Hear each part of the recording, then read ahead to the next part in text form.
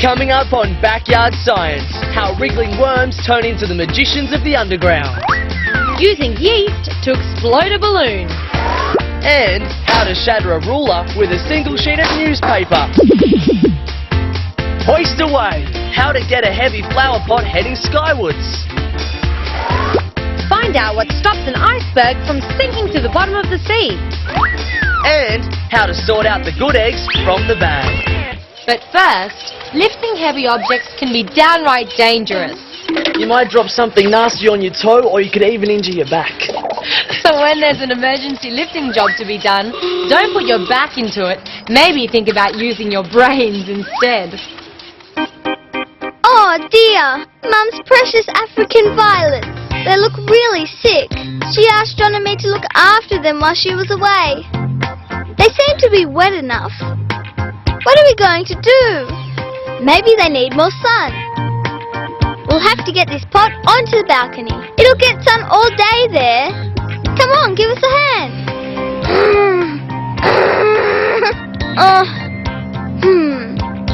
This is too heavy. What's he up to? This is a good idea. We've got to get help lifting it. I know exactly how we can get the pot onto the trolley.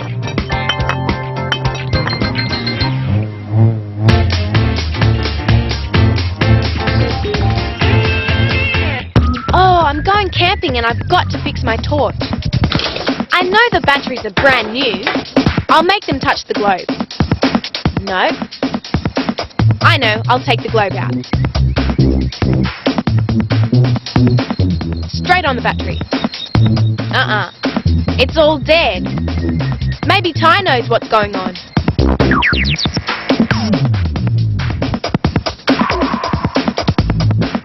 What is she on about? Oh, there's a connection I need to make.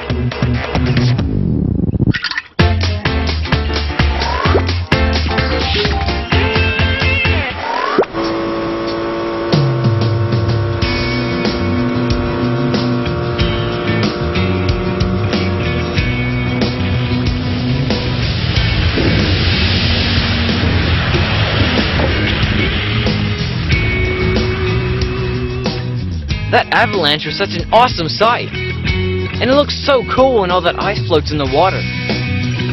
Floats? Hey, why doesn't it just all sink to the bottom? I'm gonna look into this.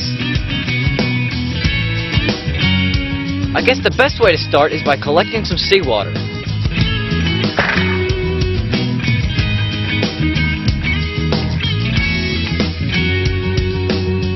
It's not to drink. It's way too salty.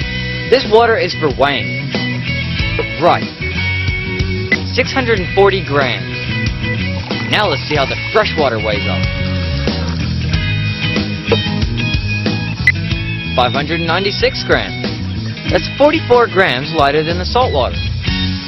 I guess it has something to do with why the ice floats. It sure does. Ice is always frozen fresh water, even if it's come from the sea, because salt doesn't freeze. So ice can float in the ocean because it's much lighter than the dense salty water surrounding it. That means icebergs are made of fresh water, which explains why they float instead of sinking straight to the bottom.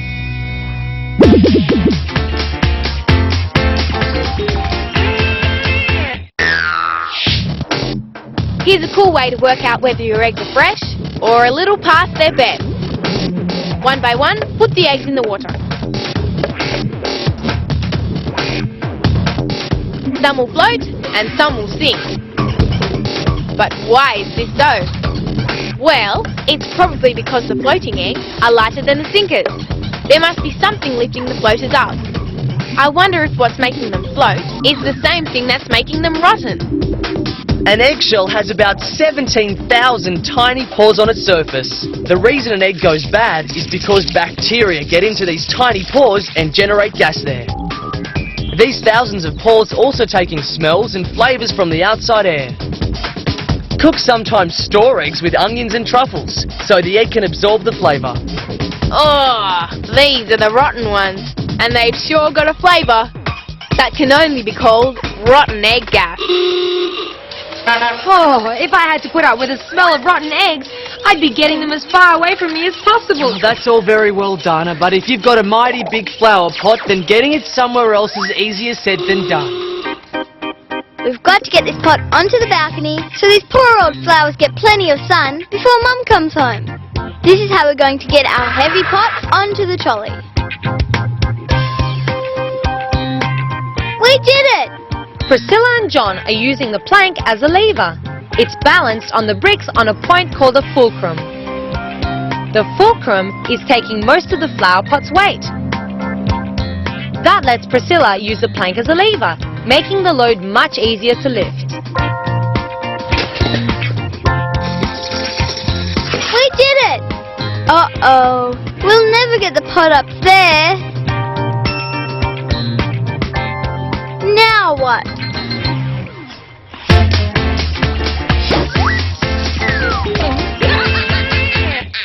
My buddy Ty's had a bright idea for finding out how to get my torchlight bulb working. We're going to cut up aluminium foil into strips, then fold them for strength. One end wrapped around the metal side of the light bulb, the other end underneath the battery. Now I'll put the bottom end of the bulb on the other end of the battery. And we have light! Ty's a genius! What Sophie and Ty have made is a simple electrical circuit. Metals like the foil act as conductors. Conductors allow electricity to flow so that it completes the circuit. Now that's given me a brilliant idea.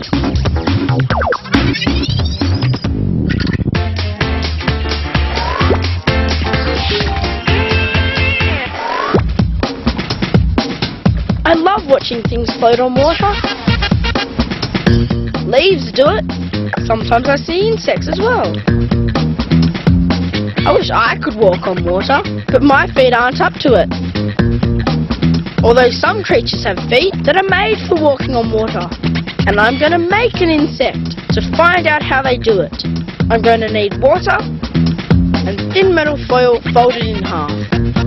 I trace around a cutout of 3 insect-shaped legs on the folded foil. Unfold and cut around the edges. And there's my water-walking insect. Pour some water in a bowl. Now if I put my insect on the water carefully enough, it works! I blow it around and it stays on top.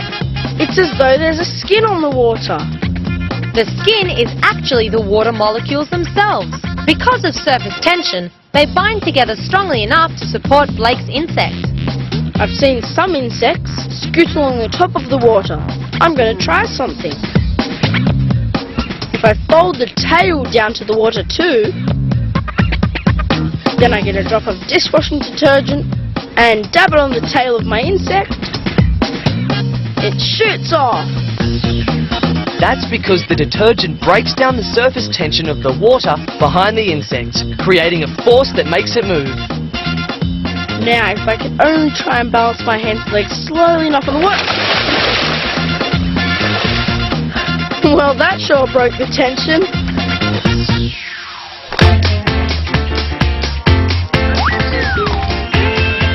I wonder if we can separate the foil with water and see if electricity still travels through it. So I'll put one end of the foil strip in the water and the other end under the battery, and another strip with one end in the water and the other around the globe, and link them up. No, it's not working at all. The water's not conducting electricity. Back to the genius. She's off. What? Salt? Oh, it's fizzing. Will it light the bulb though? No. Yes, it's shining. What happened was the electricity could complete the circuit because of salt in the water. Salt is a conductor. All that fizz in the water happened because water is made of hydrogen and oxygen. And when the electrical current goes through the salt water, some of the water breaks down. And that releases hydrogen gas at the battery end and oxygen gas at the light bulb end. So my torch just needed better connections. Thanks to Ty for shedding some light on that one. Now they're what I call two pretty switched on girls. And I reckon Priscilla and John are pretty switched on too. Bet you it won't be long before they come up with a brilliant way of getting that flower pot up on the balcony. First, we'll need some rope like this. We'll grab one of those pulleys. Then we're set. First, John's going to tie the rope around the pot. He's knotting it to make it really secure. I'll attach the pulley to the roof of the balcony and make it really tight, while John throws the rope under the pot and crosses it over as though he's tying a parcel. Next, attach a long piece of rope to this and double knot it so it's really strong. I'll catch the other end. I'll thread it through the pulley and tie a strong knot. We're ready to go. Okay, pull! Come on, move! Oh, it's no good. It's still too heavy. There's got to be a way to lift that flower pot onto that balcony. John's got another pulley. It's just the same as the first one. I wonder how that's going to help. How can we use both pulleys? Aha! Tie them together. Let's try. John's putting the rope through the pulley, and I'll grab the other end. Through the pulley, and now I'll pull. It's coming up! I'll keep pulling and pulling.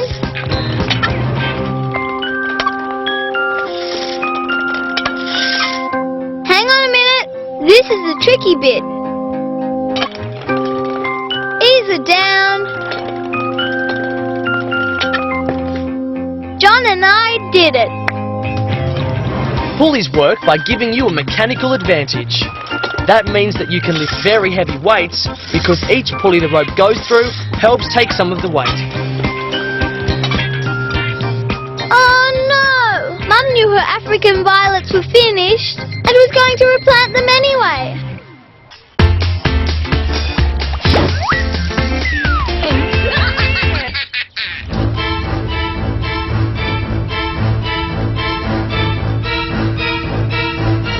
Wriggly, creepy, crawly things oozing out of the earth.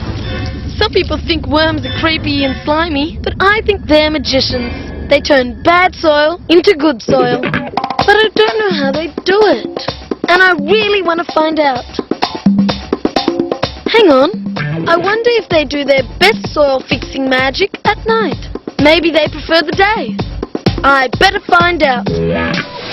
I'm going to make a box where worms can choose whether or not they want to be in the light. I need a shoebox, a roll of kitchen paper, some water spray, and some strong sticky tape. I'll cut a hole in one end of the lid of my shoebox, then rip off some paper towel and put it on the bottom of the box for the worms to lie on. A spray of water so they don't dry out. And then I'll tape a sheet of cardboard across the box. Hey, Mr. Worms, fancy helping me out with some research? Come on, little fellas. I'll put them in one end of the box, pop on the lid, turn on the torch at the worm end. If the worms stay under the light, I'll know they like daylight. If they try to get away, I'll know they're night crawlers.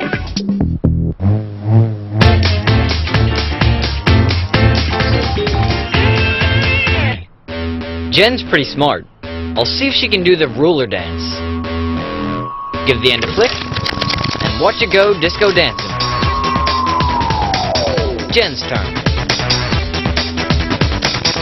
Whoa, she's got the vibe. Told you she was smart. Okay, a tougher challenge. I'll see if she can break this ruler with a sheet of newspaper.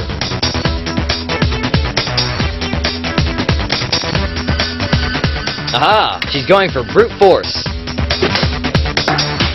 Nope, the ruler's too tough. I'll give her a hint. Use the flat surface of the table. Nice try, Genevieve, but no prize. Okay, a little demo is called for. Lay the ruler here, with about 1/3 hanging over the edge.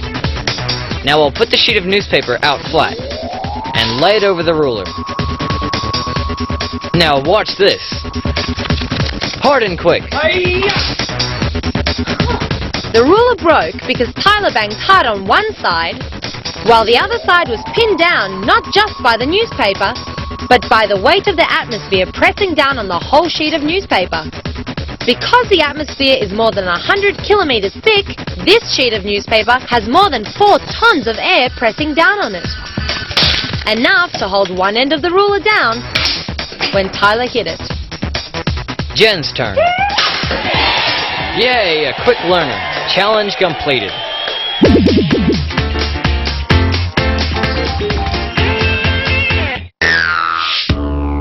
And for the next amazing performance from Sophie's funky bag of tricks, how to make the temperature of steel wool increase without you even touching it. Measure the temperature of the air inside a large jar. You'll need to leave the thermometer inside for a few minutes with the lid on. While that's waiting, pour vinegar all over another piece of steel wool. Wait for a couple of minutes.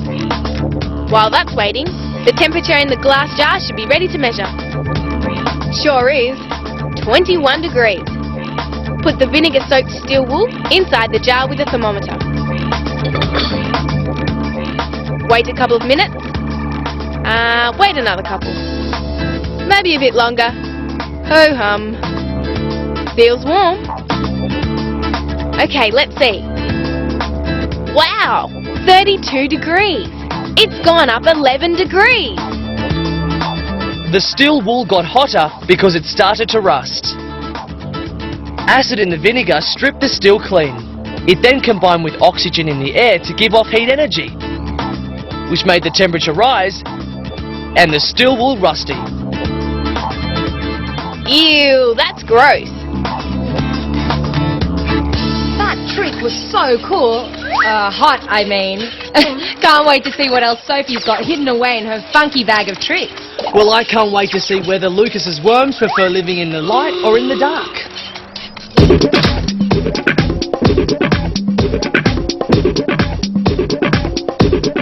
Aha!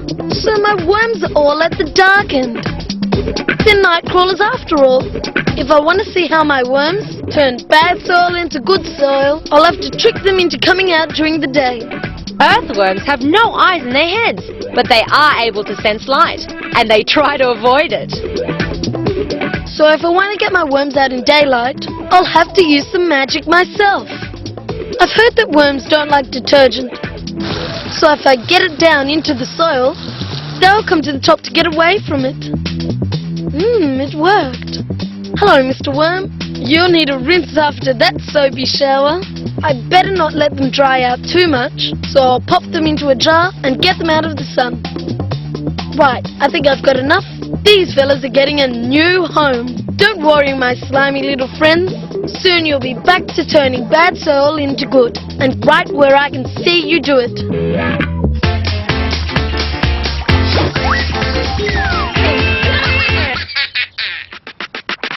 People say this dry powder is alive. Yeah, right.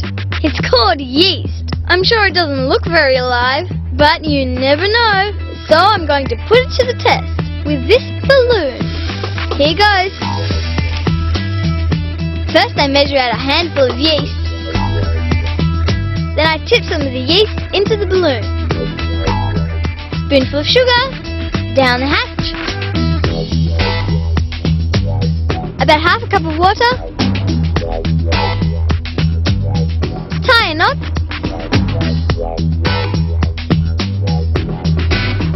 And see if this yeast is going to come alive. Whoa! It's taking on a life of its own. It's growing. Bigger and bigger and... Mix yeast with sugar and water and it starts to act like an organism. It uses sugar and oxygen in the balloon to produce a gas called carbon dioxide. The more gas, the bigger the balloon. This is why bakers use yeast in bread. It feeds on the dough and creates bubbles of carbon dioxide, making the bread rise. Now this is how I like my yeast to come alive. It's created the world's biggest sandwich. Well, too big for my mouth anyway.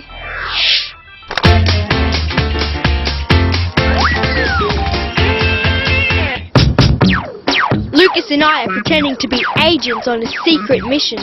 We're looking for a plant that defies the laws of nature. The imaginary upside-down plant.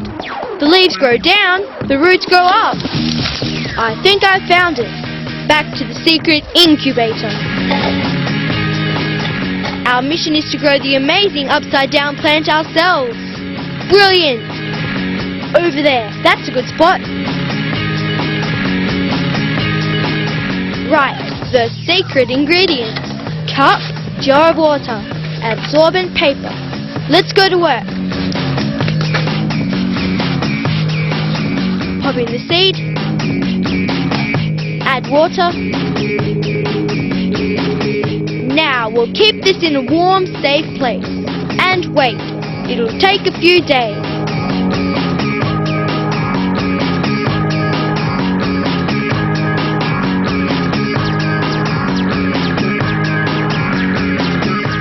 Right, plant, spill your upside-down secret. Hey, it didn't grow upside down. We kept it moist, we kept it warm, and still the leaves grow up and the roots grow down. Oh, spy! You idiot. Plants don't grow upside down.